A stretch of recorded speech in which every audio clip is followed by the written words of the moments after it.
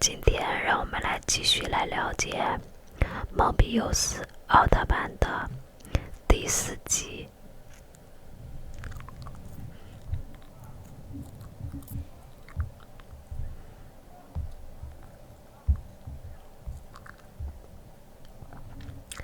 第4集，伤痕累累的羁绊。宇宙凶险怪兽凯鲁比姆，人造进化的怪兽米库拉斯登场。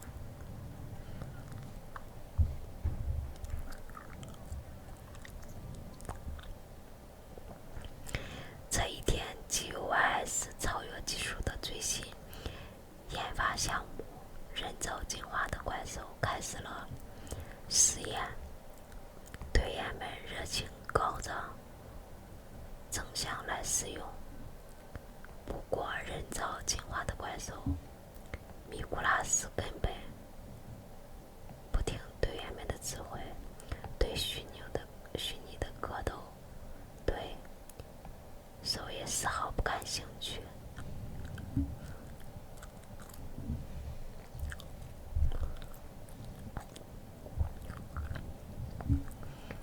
虚拟人造的，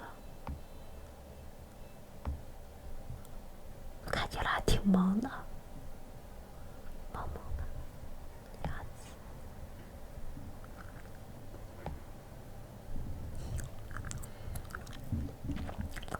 人造进化的怪兽的使用时间也是一部分，1分钟，需要充电才能再次使用。消耗用自己的亲和力感染了米库拉斯，米库拉斯一下子就喜欢上了小豪。米库拉斯想在小豪面前好好表现一番，还挺可爱的。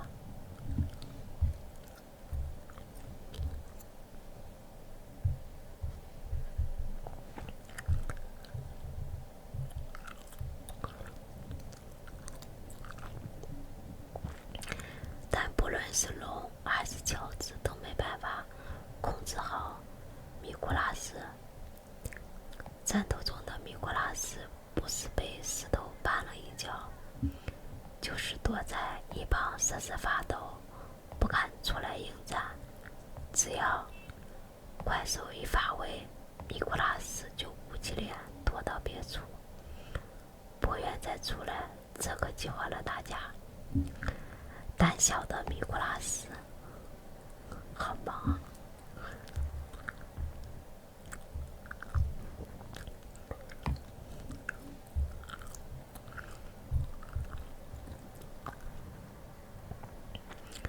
珍妮奈想露一手，他试着哄米库拉斯出来，米库拉斯却不理会他。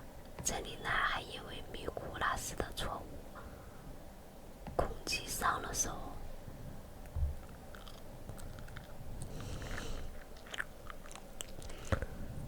看起来真忙。米库拉斯，哎呀，他这个牙好可爱啊。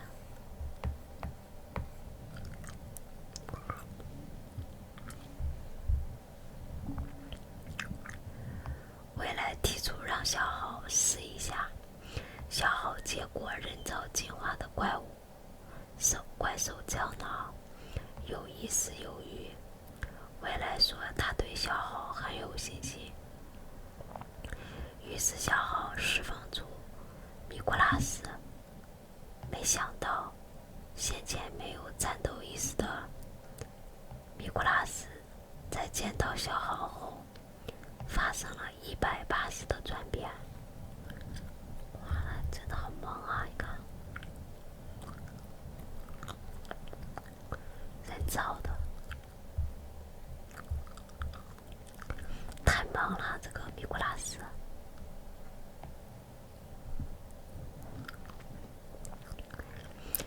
米库拉斯燃起了熊熊斗志，击败了虚拟怪兽。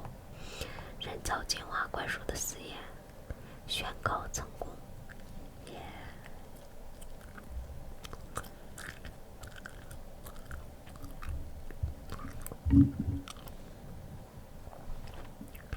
数天后，GOYS 队接到消息，一只宇宙怪兽破坏了地球防御卫星。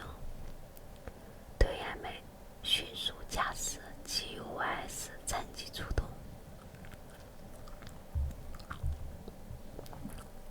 这个就是那个宇宙怪兽，好空洞的眼睛啊，是不是？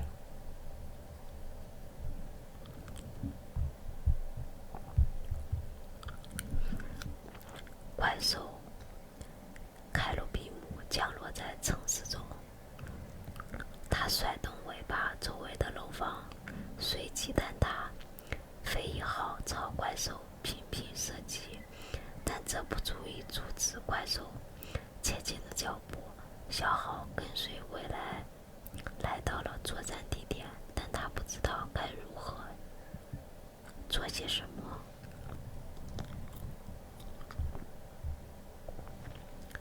未来把怪兽引向另一边，小号知道这是使用人造进化怪兽进行作战的好时机。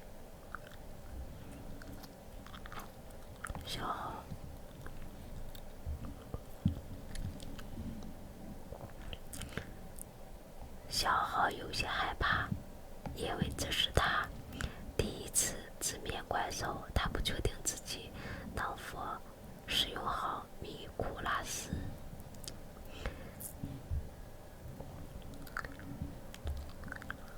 小号释放出米库拉斯，凯鲁比姆恶狠狠地瞪了米库拉斯一眼，米库拉斯撒腿就跑。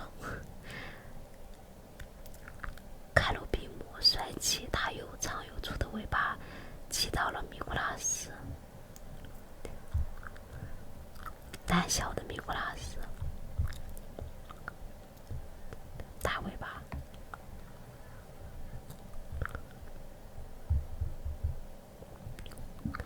神秘女子再度出现，凯鲁比姆也是他引诱到地球上的。凯鲁比姆飞走了，GOYS 队作战为失败，众人返回基地，因为米库拉斯的表现不令人满意，小号被鸟山辅佐官劈头盖脸的骂了一顿。这个是鸟山飞走了。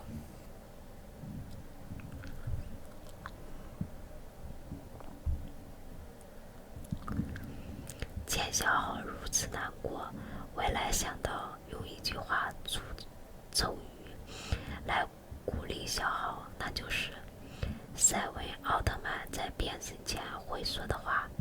希望小号能拿出勇气和自信。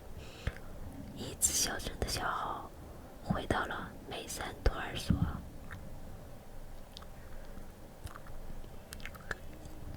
梅山托儿所，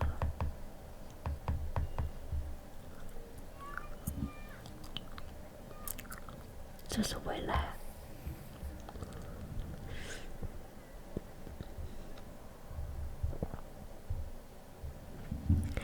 孩子们留在板报上的话语给了小号莫大的鼓励。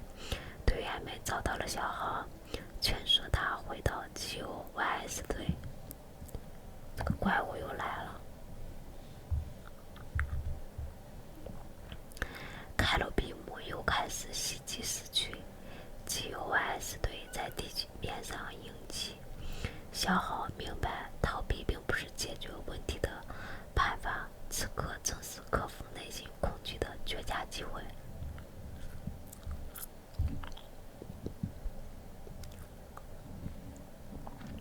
小号释放出米库拉斯，这一次他的内心坚定无比，眼神中透露出战斗的信念。哇，眼神啊，太猛了，太猛了，这个是不是太猛了？老猛了，太猛了。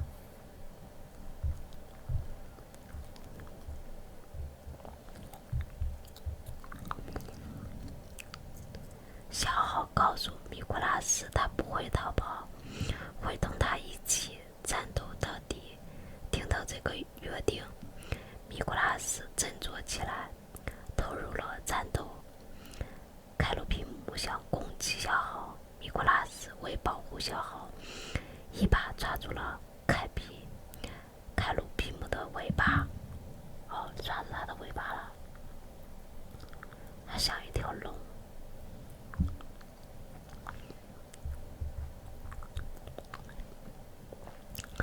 米古拉斯把凯鲁比姆摔到半空中，再重重地摔到地上。龙和乔斯发射风弹支援米古拉斯，大家配合得十分默契。凯鲁比姆嚣张的气焰完全被压制了。你是好客栈呀！他发射太忙了，这个。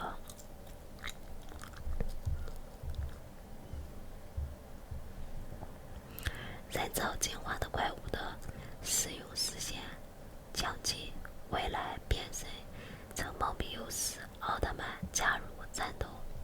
他好好表演了米古拉斯一番，似乎对他说：“接下来的就交给我吧。”米古拉斯随即消失。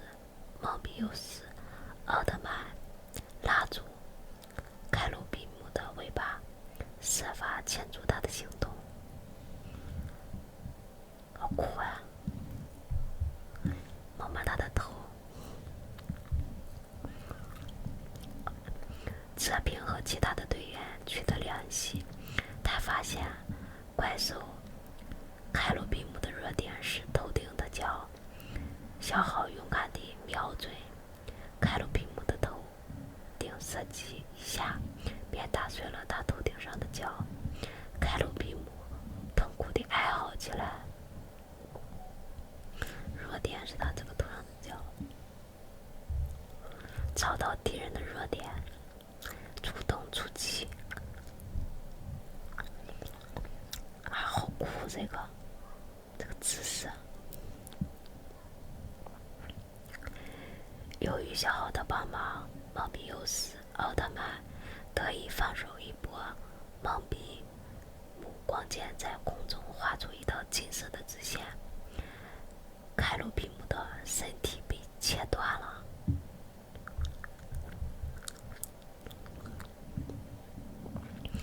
怪兽凯鲁比姆被消灭了。战斗结束后，米古拉斯被送回了基友 YS 总部进行调整和完善。在这一次的作战任务中，协助蒙比尤斯奥特曼这件事令小豪感到非常自豪。看见小豪从战斗中重新找回了自信，未来感到欣慰。未来好帅气呀！小豪也挺甜美的。我感觉我好兴奋呀！每次看这个漫画的时候都特别兴奋，不知道为什么。第5集逆转的射门，岩石怪兽萨德拉登场。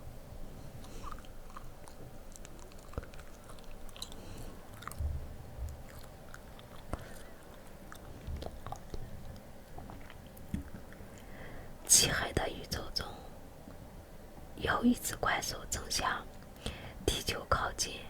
前途中的怪兽蒂诺佐尔被一股神秘的力量引向了地球。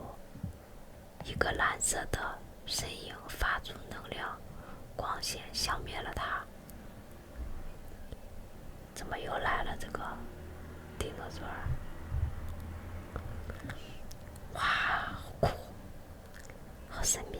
我希望如果人类也能变成这样就好了。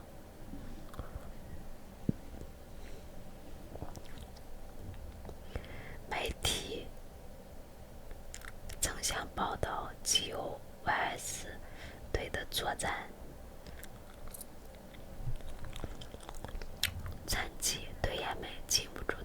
一起来，只有乔治闷闷不乐。乔治曾是西班牙足球联赛的王牌射手，后来他因为天赋并异的动态实力遭到队员们的排挤。好深沉啊！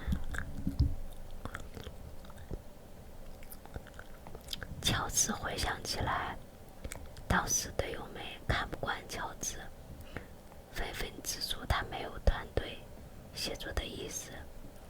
真的如他们所说，乔治是这样一个我行我素的球员吗？未来不相信乔治。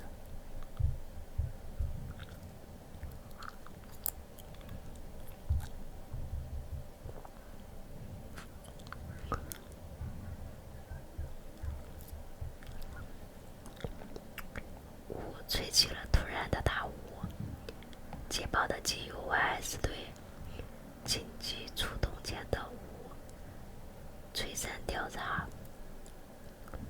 紧急出动前往雾吹散调查。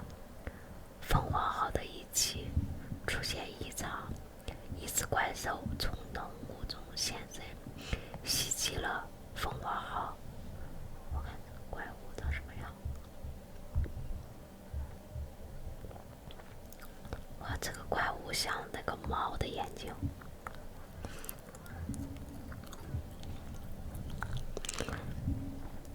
凤凰号紧急分离成飞翼号与装载号，小号的怪兽攻击队。档案中查到了这只怪兽的注册代号是岩石怪兽萨德拉。通过电子仪器，它能精准捕捉到猎物的位置。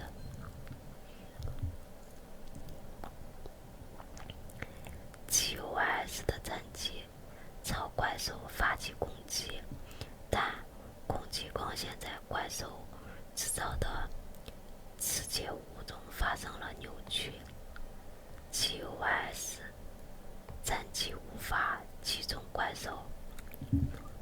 神秘女子又出现了，她盯着怪兽萨德拉，舔了舔他的嘴唇。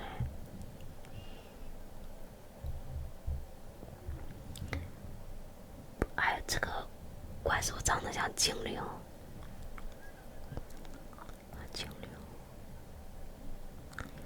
像蚕蛹。神秘的女人竟然舔他的嘴唇。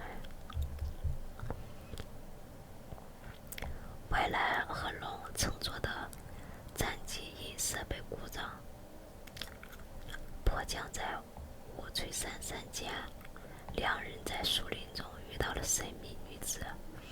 神秘女子对他们的质问笑而不答，消失在雾中。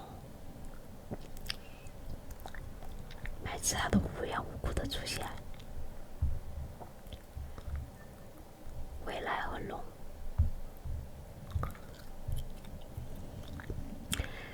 另一个熟悉的身影在龙和未来的眼前晃过。龙定睛一看，发现是秦泽队长。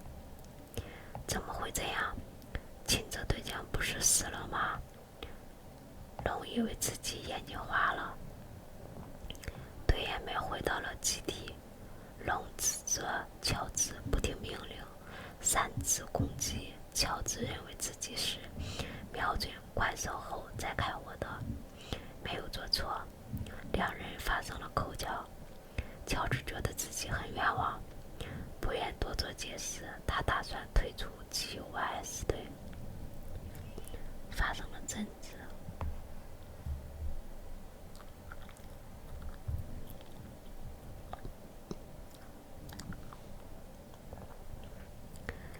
这里呢，认为乔治是在逃避团队协作，他不仅对队友们没有信心，对自己也没有信心。未来和乔治约定进行一场比赛，如果乔治输了，他就得回到 GUYS 队，准备赛。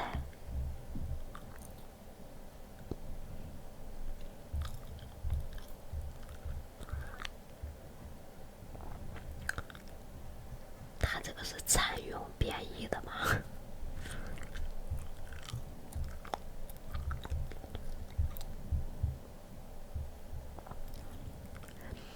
流行审美是乔治的崛起，球速不但超快，射门角度也相当刁钻。第一轮和第二轮的比赛，未来都没能守住球门，但功夫不负有心人，他终于挡住了第三球。乔治遵守约定，和未来一起归队。为了留住他，他照的这个脸像猫。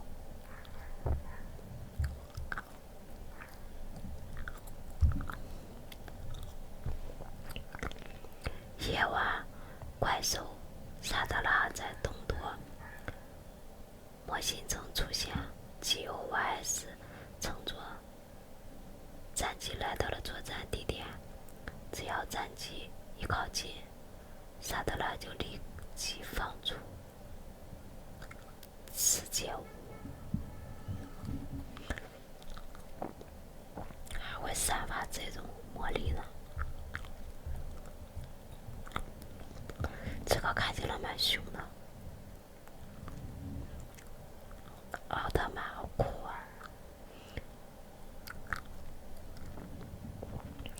星矢对 GOS 对不利，光线攻击对萨德拉根本无效。萨德拉躲在世界舞中，一次又一次出其不意的攻击 GOS 对战机。危急关头，蒙比尤斯奥特曼出现了。蒙比尤斯奥特曼出现了。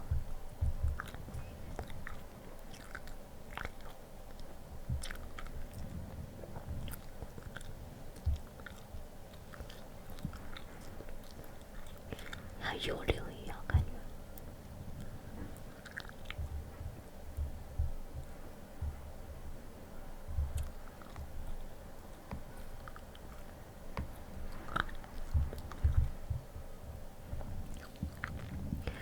蒙比尤斯奥特曼拽住怪兽萨德拉的胳膊，试图将他绊倒，但没有成功。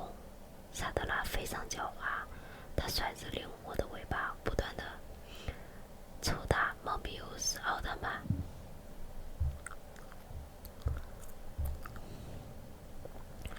蒙比尤斯奥特曼的能量迅速消耗，为了支援蒙比尤斯奥特曼 GOS 队决定立即使用 GOS 超越技术。乔治虚晃到怪兽的面前，启动了布林格山。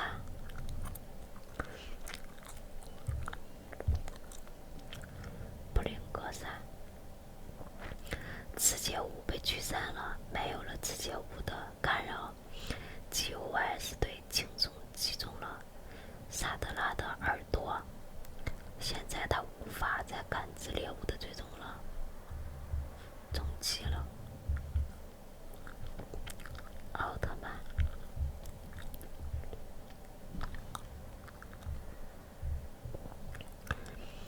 蒙比尤斯奥特曼趁此机会反击，发出蒙比姆的射线。怪兽萨德拉被炸成了碎片。GOS 队正准备欢呼胜利，谁料危机并没有解除。又一次萨德拉正向蒙比尤斯奥特曼靠近。这么多呀！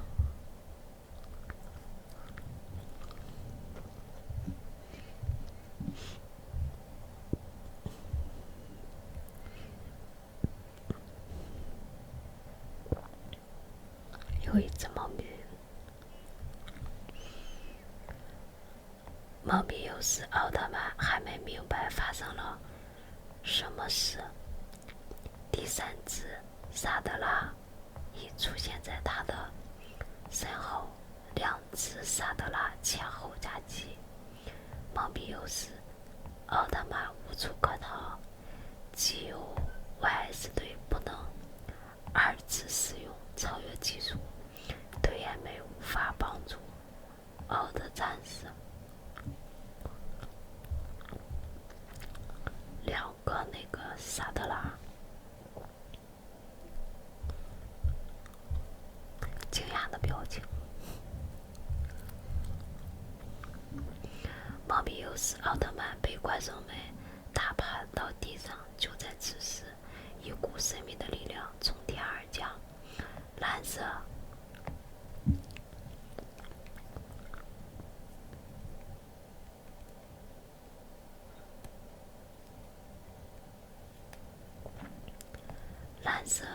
能量光线在瞬间消失了其中的一只怪兽。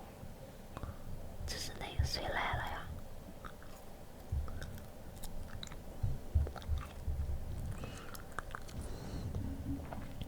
蒙比优斯奥特曼挣扎着爬了起来，他看清来者是他所不认识的宇宙人。这个宇宙人身穿铠甲，不露真面目，他不费吹灰之力消灭了另外一只怪兽。哇！宇宙人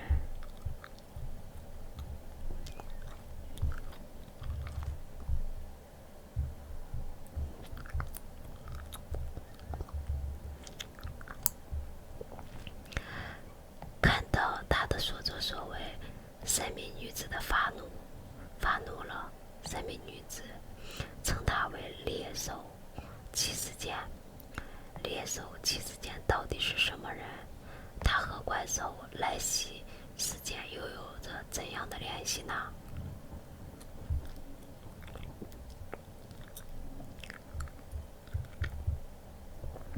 第6集深海的二人组，第7集顿悟的失误，第8集战术的捕食者，第9集复仇的铠甲，第10集基友惋惜的骄傲。好期待继续读下去，继续来了解蒙比优斯奥特曼的第二本。等我们下次来读这个第2本。有这么多，1、2、3、4、5、6，哇，这么多！